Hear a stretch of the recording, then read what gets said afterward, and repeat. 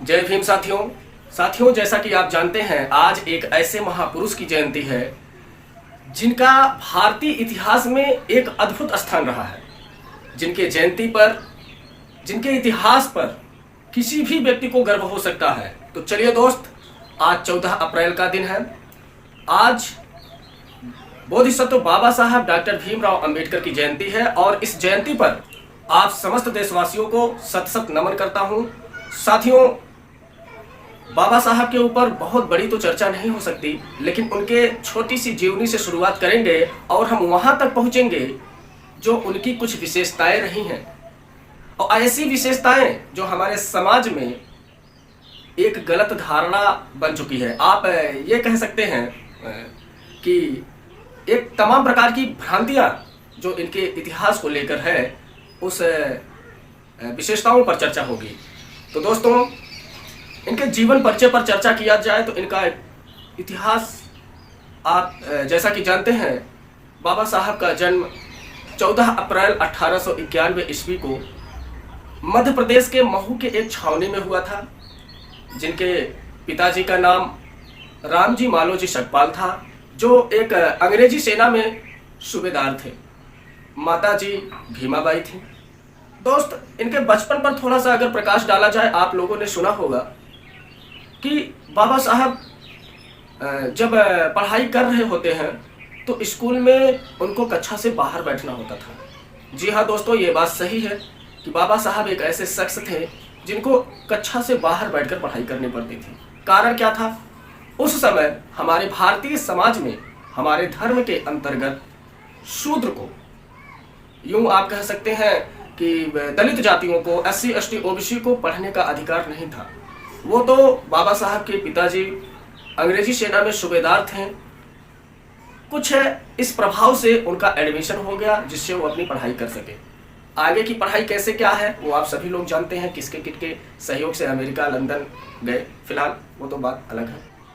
तो दोस्त, सबसे पहले बाबा साहब के कोटेशन पर चर्चा करेंगे जो हमें बेहद ही पसंद है।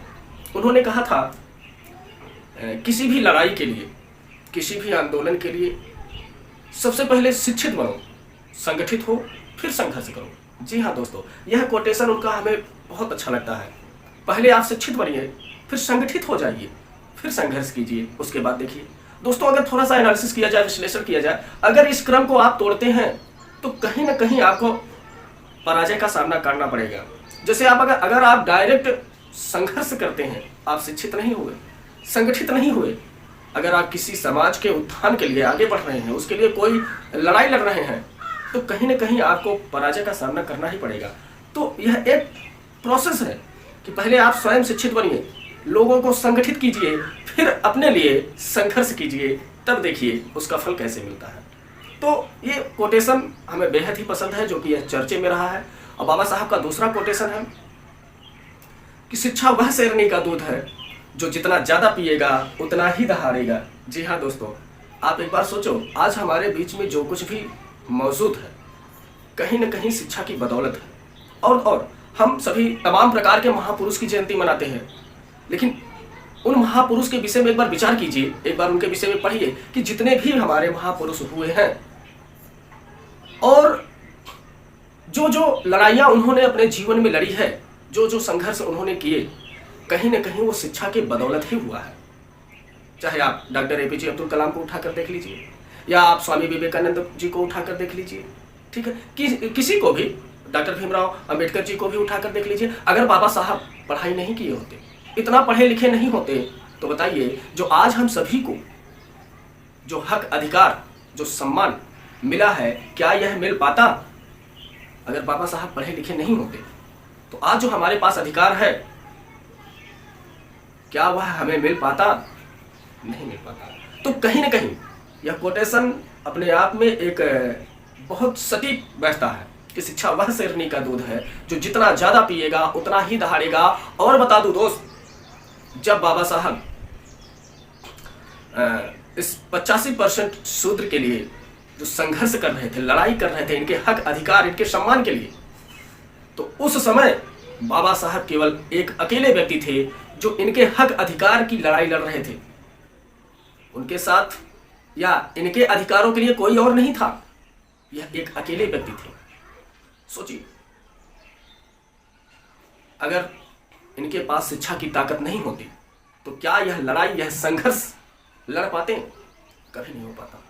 तो शिक्षा वह शेरनी का दूध है जो जितना ज्यादा पिएगा उतना ही दहाड़ेगा। बात समझ में आ रही है? इनका एक कोटेशन बहुत चर्चे में रहता है दोस्तों। मैं थोड़ा सा कोटेशन के विषय में चर्चा करूंगा, फिर उनके विशेषताओं पर आऊंगा। जीवन लंबा होने की बजाय जीवन महान होना चाहिए। जी हाँ दोस्तों, बाबा साहब ने कहा कि जीवन लंबा होने की बजाय जीवन महान होना चाहिए। आप ज्यादा दिन तक जीकर क्या करेंगे जब आप अपने लिए, अपने समाज के लिए, अपने देश के लिए, अपने लोगों के लिए कुछ नहीं कर पाएंगे। जिंदगी ऐसे जियो कि आप अपने परिवार के साथ साथ अपने समाज के लिए भी कुछ कर सको। ऐसा कार्य कर सकें जिससे लोग आपको याद करें। ऐसा कार्य आप उनके हितों में कीजिए जिससे वे लाभान्वित हो सके। उनका कहने का तात्पर्य यही है कि जीवन लंबा होने की बजाय जीवन महान होना चाहिए। दोस्तों, लंबा जीकर आप क्या करेंगे जब आपको कोई याद ही नहीं करने वाला होगा, जब आप कोई ऐसा काम ही नहीं करेंगे समाज के हित में कि जिससे समाज आपके ऊपर गर्व कर सके। तो दोस्त, कुल मिला जुलाकर ये तो था उनके कुछ विचारों पर चर्चा, जो बड़ा ही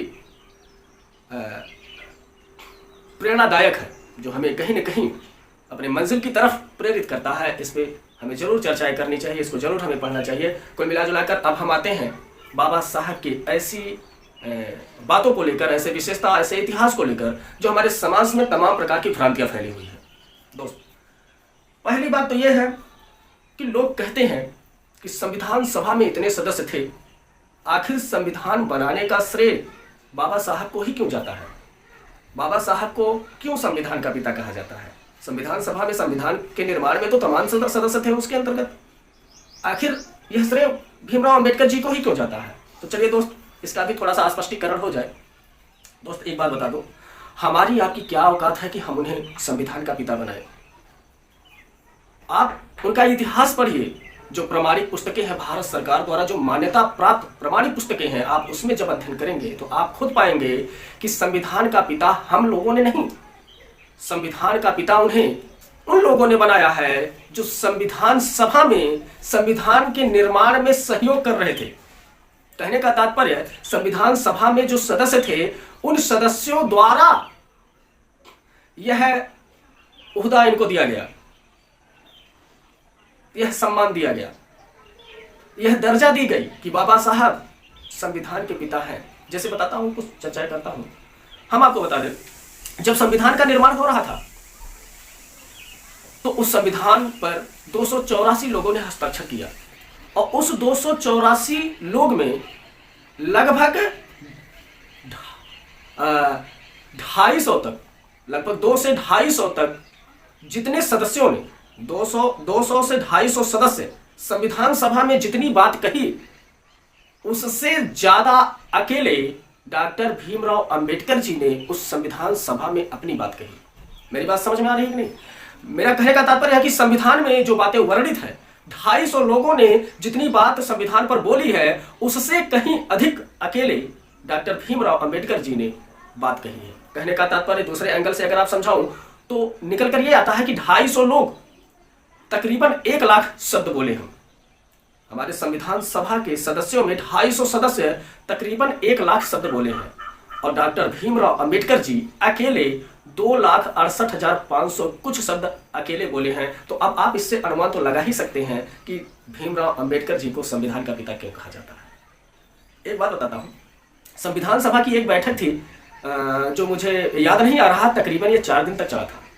इस बैठक में जब राजेंद्र प्रसाद जी को बोलने का नंबर आया, और राजेंद्र प्रसाद कौन? हमारे संविधान सभा के अध्यक्ष। राजेंद्र प्रसाद जी को जब बोलने का मौका मिला तो उन्होंने एक बात बोला। उन्होंने कहा कि अगर मैं इस संविधान सभा के अध्यक्ष के रूप में यदि मैं कोई अच्छा कार्य कर पाया हूं तो वह एक काम है कि डॉक्टर भीमराव अंबेडकर जी को ड्राफ्ट कमेटी का प्रेसिडेंट बनाकर। कहने का तात्पर्य, राजेंद्र प्रसाद जी जो संविधान सभा के अध्यक्ष थे, उन्होंने ऐसी बात कही कि मैं इस संविधान सभा का अध्यक्ष होकर अगर कोई अच्छा कार्य कर पाया हूं तो यह है कि भीमराव अंबेडकर जी को प्रारूप समिति का अध्यक्ष बनाकर। सोचिए, इन्होंने संविधान के पिता का दर्जा दिया। हमारी आपकी क्या औकात है? तो दोस्त, ऐसी भ्रांतियों में मत रहिए। सच्चाई को सुनिए, स्वीकार कीजिए। ठीक है, संविधान का पिता उन्हें ऐसे ही नहीं कहा जाता, उसका भी एक रीजन है, एक तर्क है उसके पीछे, कारण है उसके पीछे, और वास्तव में बाबा साहब संविधान के पिता हैं। ठीक है दोस्तों, चलिए आगे बढ़ते हैं। हमारे समाज में कुछ इस प्रकार की सवालें पैदा होती हैं। लोग कहते हैं कि बाबा साहब हिंदू धर्म के विरोधी थे।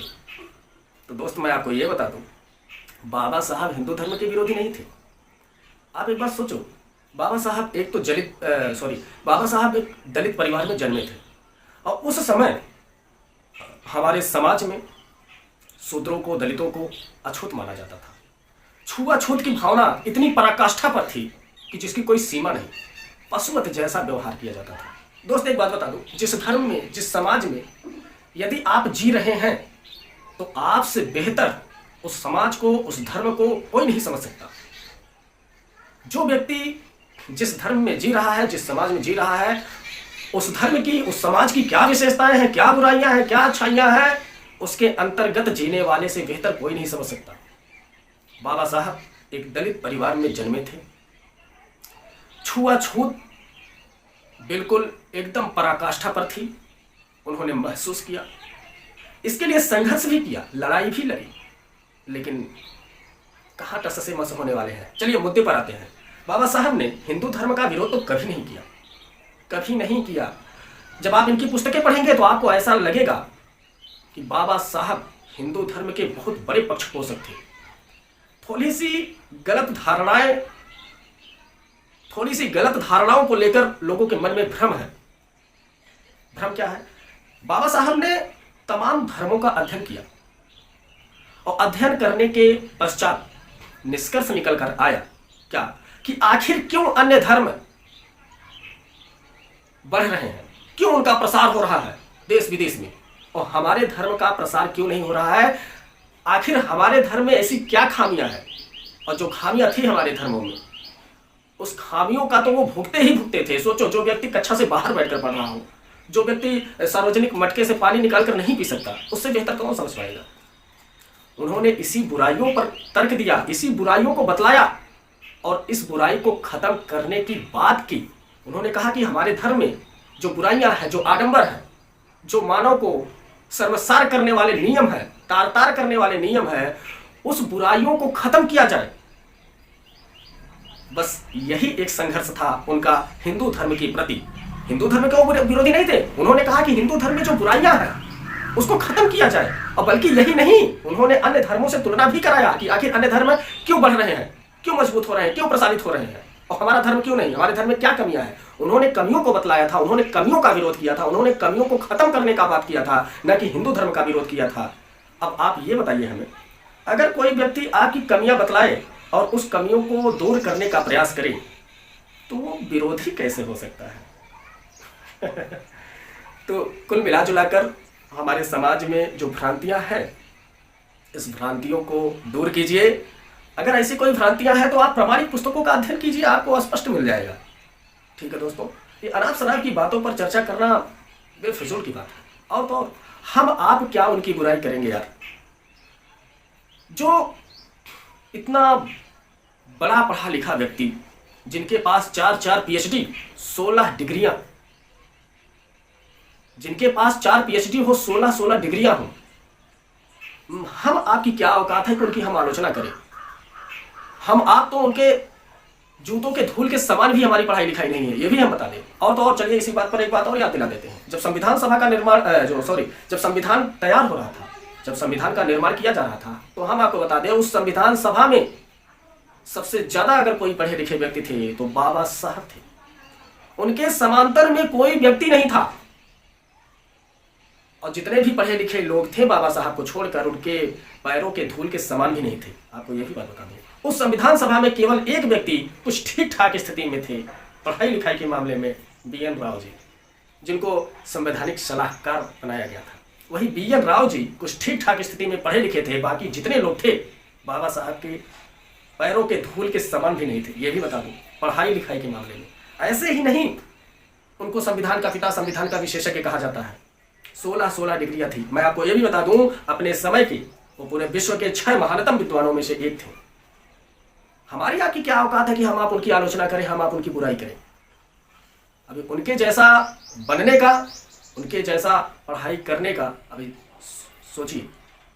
केवल बुराई ही नहीं दोस्तों, बुराई करनी चाहिए, आलोचना करनी चाहिए, लेकिन जब किसी व्यक्ति के विषय में संपूर्ण जानकारी हमें हो तब हम उनकी आलोचना कर सकते हैं। जिसके विषय में हमें कुछ नहीं पता, हमें उनका आलोचना करने का भी अधिकार नहीं है।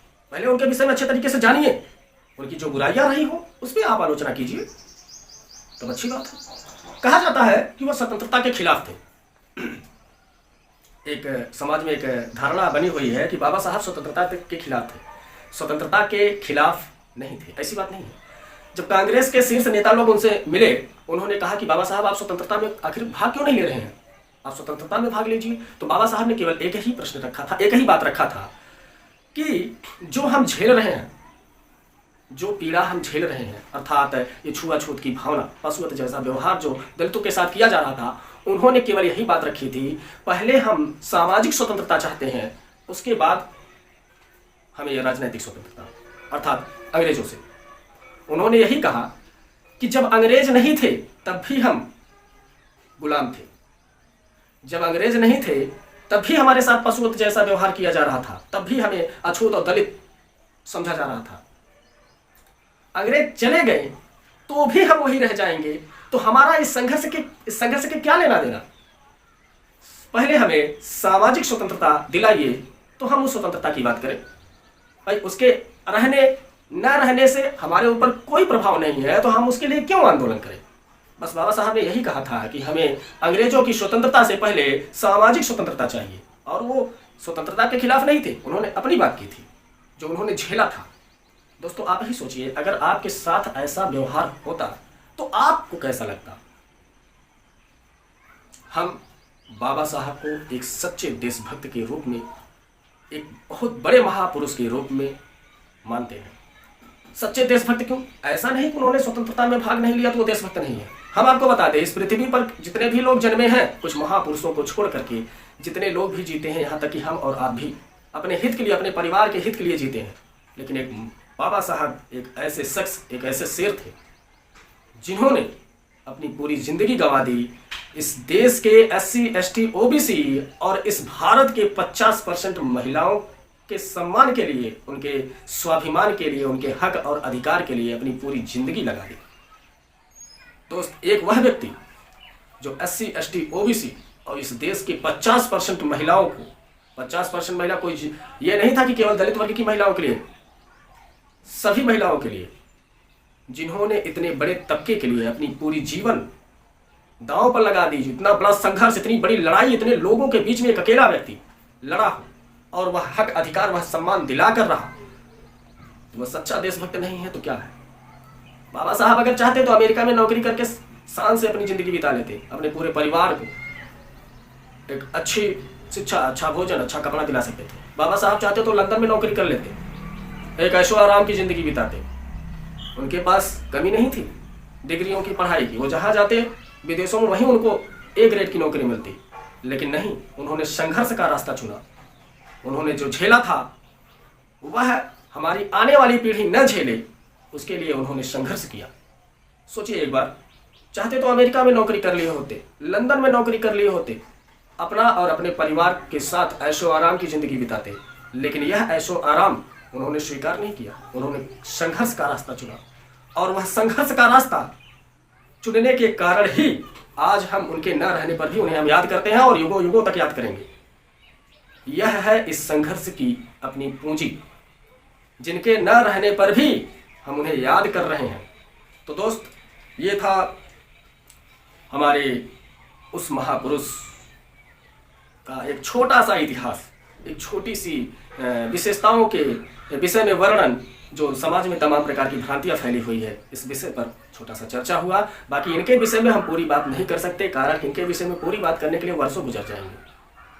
तो दोस्त, बस इतना कहना चाहता हूं कि आप भी इनसे कुछ सीखिए, अपने जीवन में इनके कुछ बातों को उतारिए, इनसे सीखिए, इनसे प्रेरणा लीजिए और आप भी अपने क्षेत्र में सफल बनने का प्रयास कीजिए। आज 14 अप्रैल था, डॉक्टर भीमराव अंबेडकर की जयंती है। बोधिसत्व बाबा साहब डॉक्टर भीमराव अंबेडकर की जयंती है। इस जयंती पर हमारे आपके बीच में एक छोटी सी चर्चा हुई। चलिए, वीडियो देखने के लिए बहुत बहुत धन्यवाद। और अंतिम समय में आप सभी लोगों को नमो बुद्धाय, जय भीम। और बोधिसत्व बाबा साहब डॉक्टर भीमराव अंबेडकर की इस जयंती पर आप समस्त देशवासियों को सत जय भीम, जय भारत, जय संविधान।